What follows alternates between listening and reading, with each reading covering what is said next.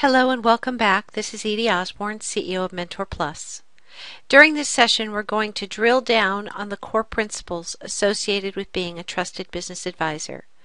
These principles could also be thought of as characteristics that define the role of that trusted business advisor. There's a compelling mission at the core of everything we do.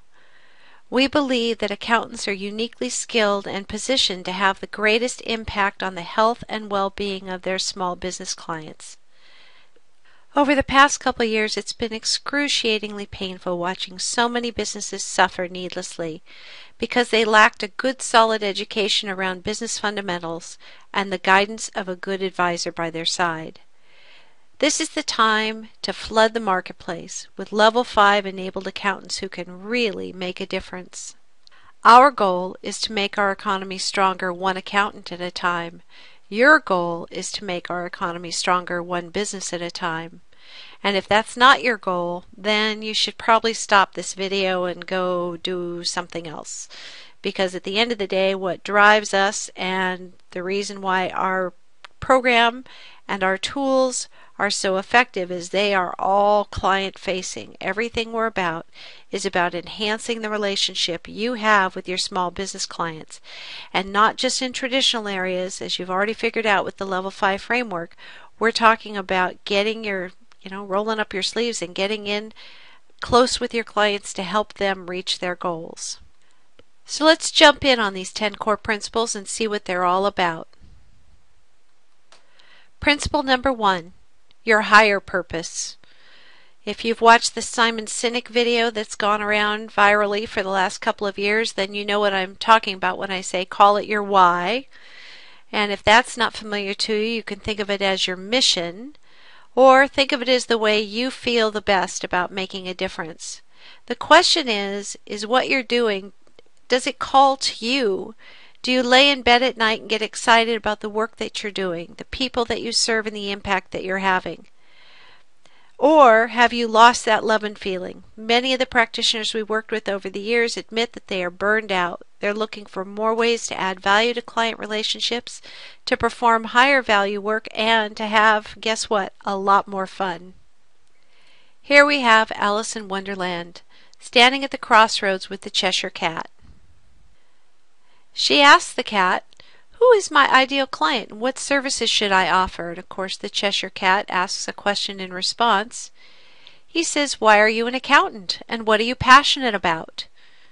And Alice says, "I don't know." And the Cheshire Cat says, "Then it doesn't matter who your ideal client is and what services you offer."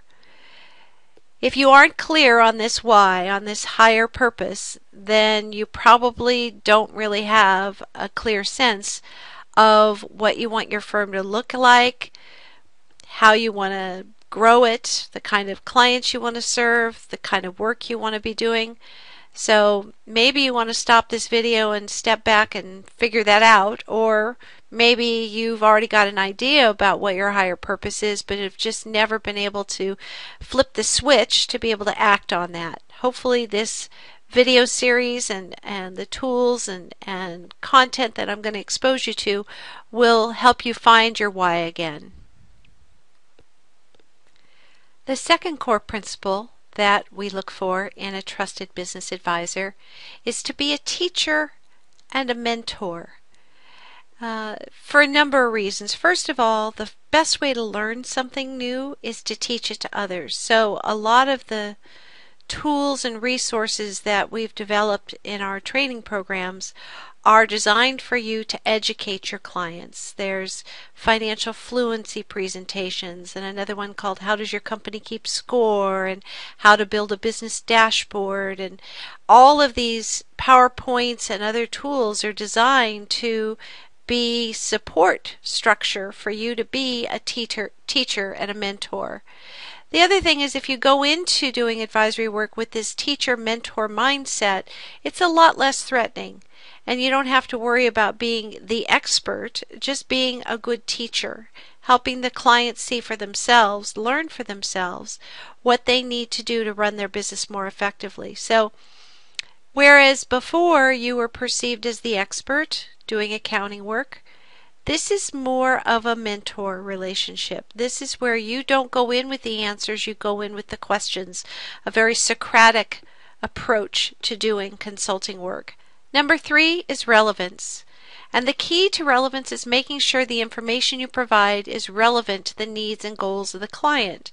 And as I mentioned on one of the other videos, I was recently at a thought leaders gathering, and 60% of us agreed that the number one issue facing the accounting profession is this issue of relevance. And there are basically 3 key things that I want you to be thinking about. First of all, relevance creates a context. You need to understand where your clients want to be, what they want their future to look like, in order to customize how you present the information to them, from their financial statements and then all the way through up to level 5, always within a context of where do you want to be in 5 years? What does that look like? Or maybe it's short term, where do you want to be in 6 months? But it's always within the context of where they want to be. There's a goal. And being relevant is being real time. It's, not waiting until the bookkeeping is all buttoned up and ready to go for doing tax preparation or doing the financial statements. The beauty of cloud accounting is there's no reason not to be more real time, to be sort of monitoring what's happening in your client's business and acting on those observations as you see them, rather than waiting until the client comes in 6 months later for their year-end tax planning. You're way ahead of the curve. And this is something that I've heard over and over and over again from business owners, that they wish their accountant was more in tune with what's really happening in that business. So relevance, number 3. The 4th core principle, being proactive, is pretty close to the previous one, which was being relevant. But the idea here is we don't wait until the game is over to step in and start coaching what could or should have been. The beauty of technology-enabled relationships through the cloud is that accountants can be a lot more proactive and a lot more real-time about their giving advice to their clients, to be really providing a lot more oversight, not just hindsight, but oversight and insight and even foresight, to know what's going on in that business, to spot issues before they become problems. So this is different. This doesn't have a 15th of the month deadline. This doesn't have an external regulatory body forcing compliance. This is a higher level of relationship with the client, where being present with what's happening in their business on a real-time basis is the norm and not the exception. In fact, there are a lot of accounting firms that have figured out that doing accounting work, outsourced accounting work, is actually enabling a much closer relationship for them with their clients and expanding the advisory opportunities, just because, hey, the future belongs to those who show up. If you're showing up in your client's business and giving them great insights and oversight about what's happening on a day-to-day basis, that builds rapport, and it's this virtuous cycle of enrichment between the client and the accountant.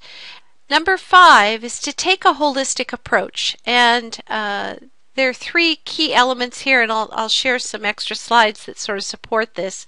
First of all, there are a lot of firms that are very service-centric versus client-centric, and let's go ahead and take a look at what that looks like. Service-centric firms see the client through their service filter, and they even think about the client. That's a tax client, that's an audit client, that's an accounting or financial statement client. These are the services we offer. This is not the filter through which we want to view our clients. A trusted business advisor has a different approach. They don't look at the business in just this one little pocket of the business. They take a holistic perspective of what's happening across the board. The problem is a lot of accountants only have that financial mindset. So when something's going wrong in operations or in HR or in marketing or sales, they don't really step up to the plate and volunteer to help the client in those areas because it feels like it's outside their core competencies. But let me give you a different thought. Your core competencies are the best suited for helping a client see and understand what's really happening in their business. Just as you're good at accounting for the financial transactions and outcomes in the business, you can use those same accounting skills to measure and help the client manage lots of non-financial activities as well. So we don't want to go in just with a hammer. We have a whole toolkit, and that's what the Level 5 framework is all about. The goal, again, is to be holistic. It's to be client-centric, to put them at the center and not have services be the filter. So to do that, you have to know your clients pretty well. You have to have gone out and visited with them and know their operations. And even, I've written multiple articles on this, but, if you can't name your client's top 5 competitors and you don't subscribe to their industry publications, and if you don't have your clients set up on a Google alert, then you probably don't know as much about your client as you should. And so a lot of business owners look at their accountant as being their tax person or their accounting person, but they don't see them as a business advisor. And we have to shift that perception. We have to stop just asking about the finance or talking about finance. We need to start opening up the dialogue to talk about performance in all areas of the company, not just finance. And one of my favorite stories that plays into this, I heard from John Madden, famous football coach and commentator, and he was talking about the advent of technology and the impact it was having on coaching. And he said in the old days we would sit on the sidelines with a pad and a pencil and we would keep track of what each player was doing, and we had statisticians keeping track of things, but it wasn't until everything was electronic and activities were being captured real time and we were getting trends and feedback about this is what happened the last time this team was at 3-10, and so he said his words were that without technology we were very focused on offensive statistics. We weren't as focused on the defense. And once technology permeated the whole reporting side of what's happening in a football game, he said it completely changed the game of coaching. He said we became more balanced in our perspective, less of a lopsided approach as we'd been taking before. And I would submit to you that the accounting profession is a little bit lopsided, that, previously the technology was difficult in small business to be able to monitor activities across the board, not just in finance. But just as John Madden said, technology has changed the role, of coaches and changed actually how the game is played. I think about it. I just was surfing channels the other night and came across the last 2/3 of the movie Billy Beane. And I love the story about how he was able to flush out a team on a very limited budget.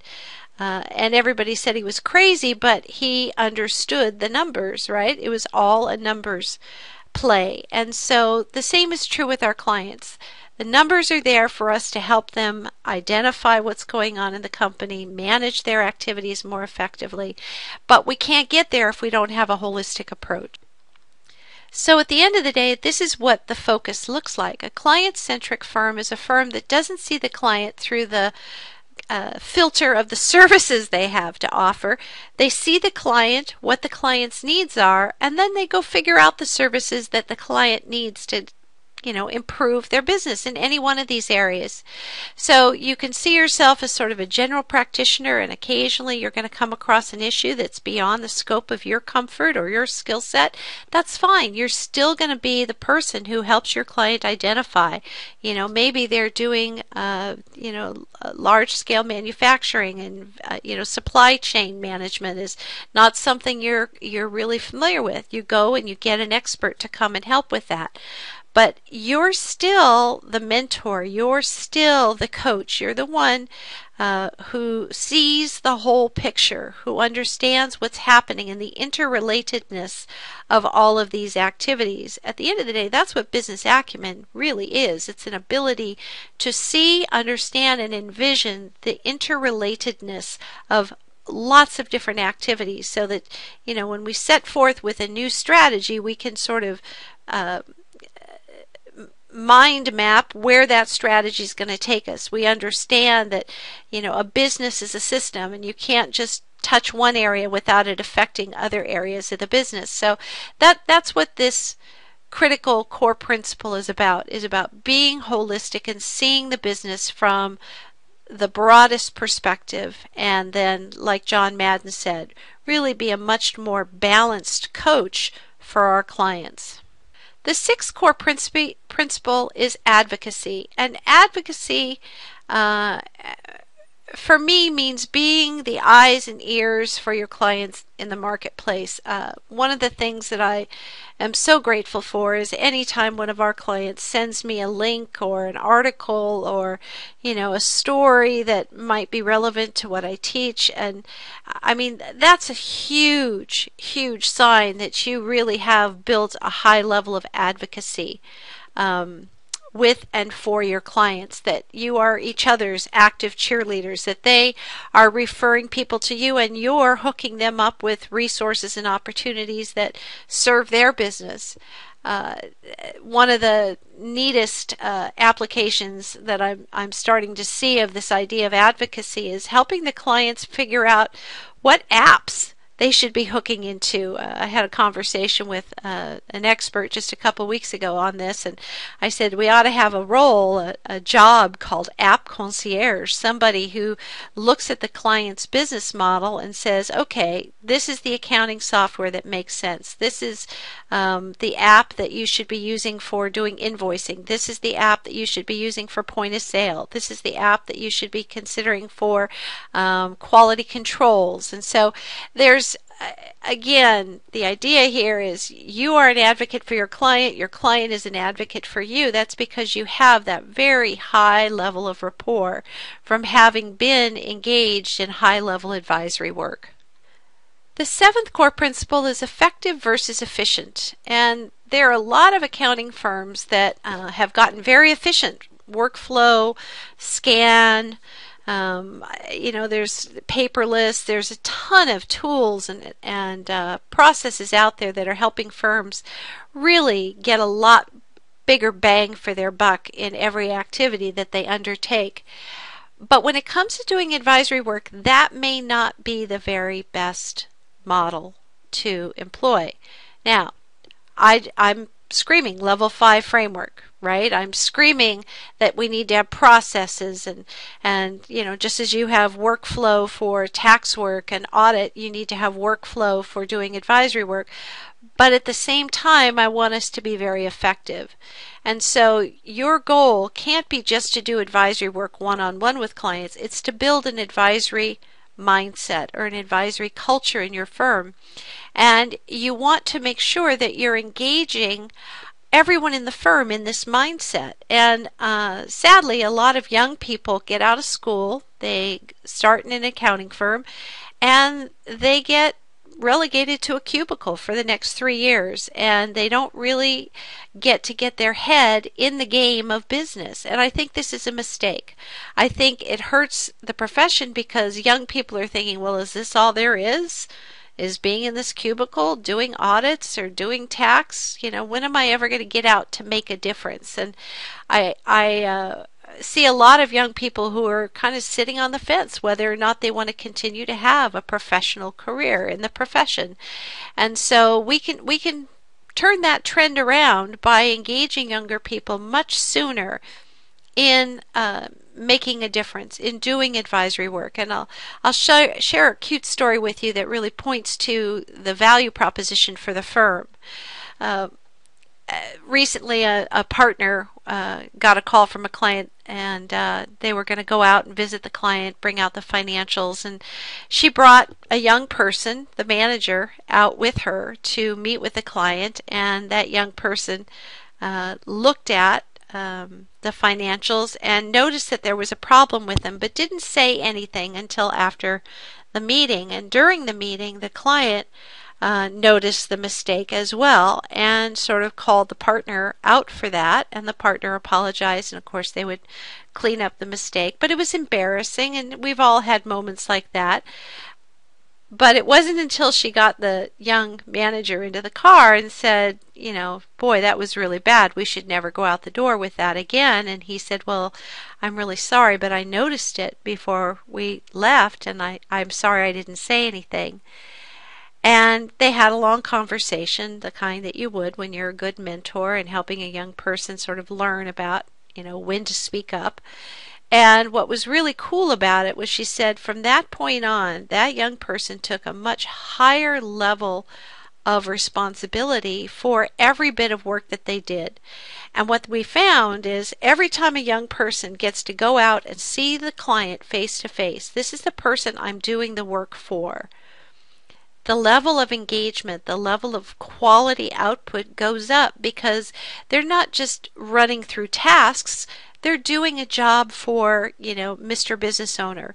And it's subtle, but it's huge. Getting them engaged in client relationships much sooner in their career, bringing them out on level 5 planning sessions and helping them get involved in development of measures and all the things that we do in the level 5 framework.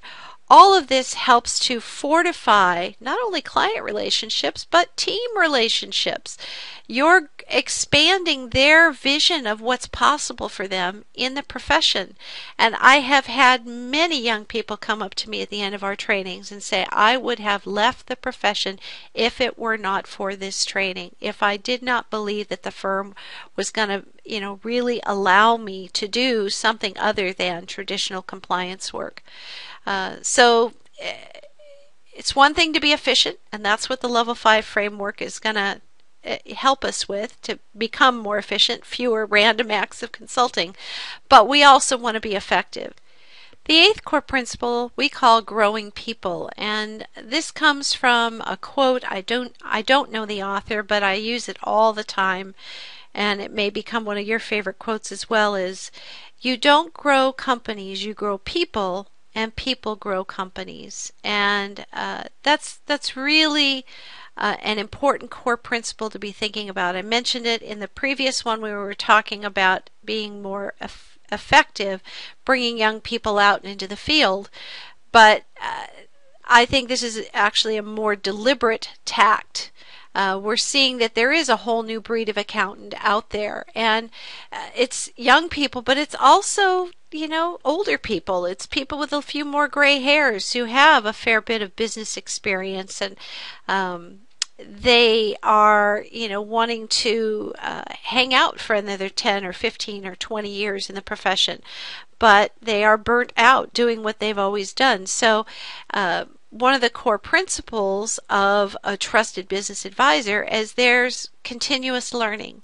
They are never done. They're always looking for what's the next bit of knowledge or skills that I need in order to better address the needs of my clients. And the sad thing is you're not going to find a lot of firms investing in this people piece. There are some firms that have figured out that people skills are as important as technical skills, but they are few and far between. And yet the correlation between retention and growth and level of engagement with those employees in those firms where they're focused on growing their team is much higher, and profitability and productivity is much higher than firms that are all about the technical skill set. So this growing people piece is pretty important. And again, it's not age specific, it's attitude specific. And so if you're sitting there fresh out of school, or maybe you've got 7 years under your belt and you're starting to ask yourself, do I want to be a partner? Do I really want to stay in the profession? Or if you've been in the profession for 20 years and you're tired of doing what you've always done, then this idea of growing your skills, growing your talents is something that's probably going to be second nature for you. The ninth core principle has to do with progress over perfection, and I'm guilty of this one. I have to tell you, I don't love doing these videos. I'm being very honest with you. I much prefer teaching in front of a live audience. I love teaching, and I love the feedback and the interaction I get with participants. But at the same time, I want to get this message out to a lot more people. So in order to do that, I have to capture this content and I have to get it out there. Now, is it perfect? No. It's as unperfect as you can possibly imagine. And I have to live with that. I'm going to swallow hard and not be perfect and just continue to make progress down this path of getting as much content out into the field as I can. And I want you to have that same attitude. A good advisor understands that when you go out the door to do advisory work, it's not going to be perfect. It's messy sometimes. You're never going to have the right set of measures to start with. But you continue to move forward, and that progress is more important than perfection. People who have progress over perfection are able to overcome the FUDs, the fears, uncertainties, and doubts. They understand the rule of 7 and use that as a motivator to set aside the need for being perfect in favor of making progress on the development of advisory services. And if you're not familiar with the rule of 7, here's what it is. It comes from the insurance industry, and what they found was the average American had 7.2 insurance policies. And so, auto, home, health, life, disability, your boat, your motorcycle, etc. We all have, a dozen insurance policies, and some have fewer and some have more. So these 7.2 insurance policies, and they did a study of attrition, and they looked at folks that only had 1 or 2 lines of insurance with a given broker. So let's say you have a broker and they only write your auto insurance. There's an 80% chance that you, the customer, will go elsewhere within 2 years. If they have 2 to 3 lines of insurance, that attrition drops to about 60%. But if they have 4 or more lines of insurance, that attrition rate drops to less than 20%. So the corollary here to the accounting profession is if you're only doing a tax return, you're vulnerable. If you're only doing a tax return and financial statements, you're vulnerable. If you're only doing level 1 services, you're vulnerable. So even though you may not feel like you're a perfect advisor, that you haven't got all of this mindset, tool set, skill set mapped out, I want you to know that even if you just start asking your clients where they want to be in 5 years, what does that look like for you? Do you have a plan to get there? What does that plan look like? What are the strategies? See, you don't have to have a lot of consulting framework around you to start. You can just start by asking a different kind of question. One of my favorite questions comes from a practitioner up in Canada, and she would go in and ask the client, what do you hate working on right now? And the word hate is pretty strong, but it evokes a response from that business owner. And what was cool about that is the moment that business owner said, well, I'm really not loving this hiring process. I get, bogged down in all of the resumes and, all of the interviews and then all the training and, or maybe their nightmare has to do with cash flow, or their nightmare has to do with having to be on site 24/7. Whatever it is they hate about their business, that's where she would focus her energy. She'd say, okay, what do we need to do to fix that problem? And she would help the client devise a strategy, a plan to address the thing that they liked doing least in their business. And once that was dealt with, then she would pick the next item to help them work on. And so you don't have to take on a huge framework of skills and tools. You can start right where you're comfortable. and that is having a conversation with the clients and asking simple questions about where they want to be, how do they spend their time now, how would they like to be spending their time, how does the business line up with their personal goals, just looking at it from a financial planning standpoint or estate planning. All of these things, should be the normal course of conversation at levels 1 and 2. But a lot of practitioners never have those conversations, and even when they do, they never harvest additional work out of those conversations. So that's what the Level 5 framework does. It helps us stay on track and harvest the work, but just getting this core principle is huge. Progress over perfection. Getting out, meeting with clients, having a conversation, taking the Level 5 graphic, showing it to some business owners, getting some feedback. If you just did 2 or 3 simple activities a week, or just say to yourself, I'm not going out the door without taking, this Level 5 framework with me, or I'm not going out the door without asking a few questions when I get there about where they want to be in 5 years and what does that look like for them. So progress over perfection, and this is probably true not just of trusted advisors, but of all of us. The 10th core principle is about value.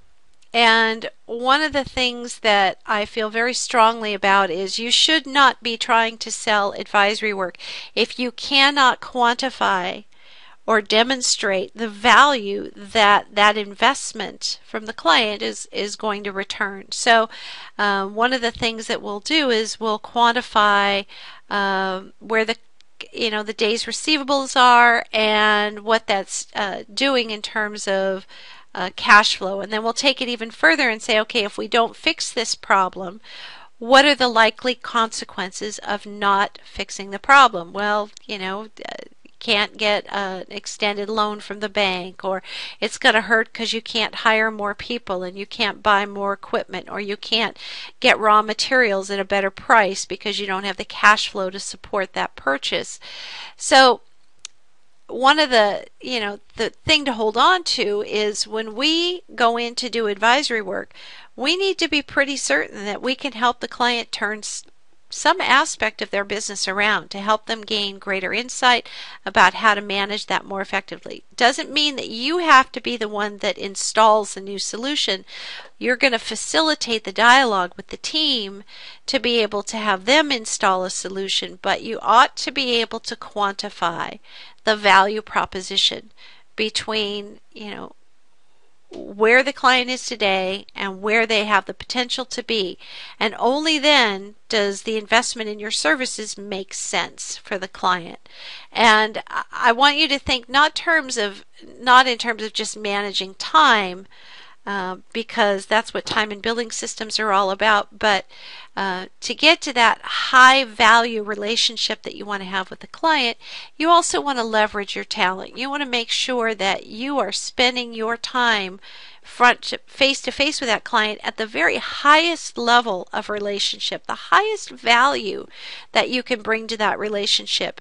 If you're just going out to deliver a set of financial statements, that's not very high value work. Theoretically, a courier and a manager could go out and deliver a set of financial statements. It's about the insight, not just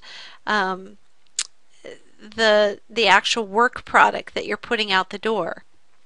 So you don't want to be going out the door with, sort of let's see, you ordered one set of financials topped with an income statement and a balance sheet with a side of graphs and charts, right? That's how a lot of folks perceive accounting work. It's a deliverable and it's a product, if you will. What the client is hoping to get from you is insight. So when those financial statements are out on that table, talking about what has happened in the past is not very useful. Talking about what's happened in the past and how it's going to impact the future is where the value is. So value-based relationships, value in terms of what we're going to charge for our services, value in terms of how we're going to spend our time, and value in terms of what the client perceives is important. and I know this is hard for a lot of people in the accounting profession to get their head wrapped around, is you have gone to school, you've worked hard, you slave over getting a set of financials out and tax returns out, but it's only when you're in front of the client that they perceive value. They don't see what happens behind the scenes. They don't understand that, a lot of that compliance work is, exhaustive. And the reason they don't understand that is because we don't tell them. We don't explain. We don't lay out for them what's involved. We don't make that which is invisible about our firm more visible to the customer. But we also want to be careful not to be so excited about, we got the return out, blah, blah, blah, and it took, X amount of hours, because that's not where the value is. The value is in the insight. So those are our 10 core principles. And we've talked a lot about, the characteristics of being a trusted advisor. We've talked about the need for frameworks.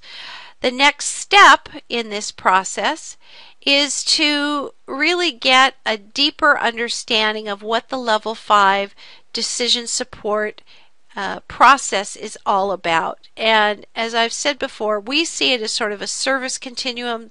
It's level 1, I do this, level 2, level 3. You're going to be invited. That's your next step. Your next step is to jump on board with the Trusted Business Advisor Academy.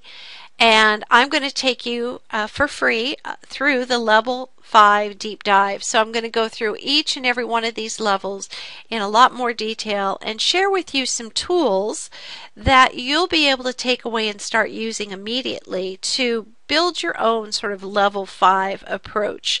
No doubt you've got some, best practices in your own firms that you can meld into this.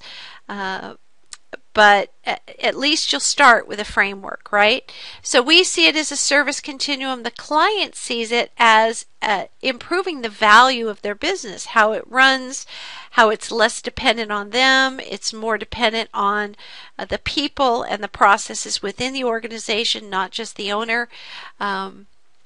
So hopefully this has given you an idea of what the level 5 approach is about, what the core principles are associated with being a trusted business advisor, and you'll, jump on board and learn more about this. And if you didn't have motivation before, let me tell you a quick story that perhaps will put a nice finish on this discussion. There were 3 business owners who have all been successful in their own right, and they were asked if they were starting a restaurant, which is one of the most difficult businesses to launch, if they were starting a restaurant and could claim any competitive advantage, any single strategy or asset, what would you want to have on your side starting a restaurant? And the first one, business owner number 1 said, "Oh, I'll tell you, location, location, location, location. Give me a good location, lots of foot traffic, and we'll thrive." The second said, "Well, location's important, but I think it's about the people. It's about the service and the chef and, the whole feeling, the experience of when people come into the restaurant." And the third business owner said, "You're right, location's important and the experience, the service is really important, but I would give both of those up for one thing and one thing only. And that one thing is a starving crowd." The good news for the accounting profession is that you have a starving crowd. You have a receptive audience who's begging for help. Now, they may not know what to ask for, and they may look at you and think, "You're not the person I should be asking for this help." But we're going to change that. We're going to educate them. You're going to show them the level 5 framework. You're going to explain that a business that operates at level 1 is not nearly as valuable as a business that operates at level 5. You're going to show them that although you can do level 1, level 5 is your sweet spot. This is where you are at your best, and that's where your clients are at their best. So these 3 successful entrepreneurs had it right: location, people, and a starving crowd. And the good news is you have all three of those. And I want you to be able to take advantage of what you've got and not just help your firm, but also help the small businesses in your community. And when they're healthier, the entire community thrives. So thanks so much for hanging out with these core principles, and you're going to get an invitation to opt in to join us at the Trusted Business Advisor Academy. We're going to go through, as I said before, the level 5 deep dive, and there'll be other free things that will be put into the academy on an ongoing basis, webcasts that I've done, articles that I've written, great resources that I come across, and it doesn't cost anything to be a member of the Trusted Business Advisor Academy. You can always opt out if you're not finding value in what we're sharing with you and what you have access to. And then only if you are excited about what you're learning from us and the tools and the processes, and you go out the door and you have a few conversations with clients and they're excited, and you want to know more about how to do this work in a lot more detail. Only if that happens, then I'll recommend to you that you get engaged in our More Business Acumen training. Our MBA program is going to be an online training process for you to really gain a much broader level of business acumen and understand how to identify key measures in your clients' businesses. In fact, those who walk away from our training have the skills and resources to be able to walk into any business, any industry, and be able to identify through facilitated processes what are the most critical metrics in that organization. So think about the framework, think about the core principles, think about how you could start testing some of these ideas right now with your clients. Opt in for the level 5 deep dive, get even more ideas and more tools to be able to go out the door and start testing the waters, generating some revenue. When I do the level 5 deep dive, I'm also going to share with you our Scope It software, which you can purchase at that point or not. If you have a tool that does something like it, then you'll be ready to rock and roll. You won't need our tool.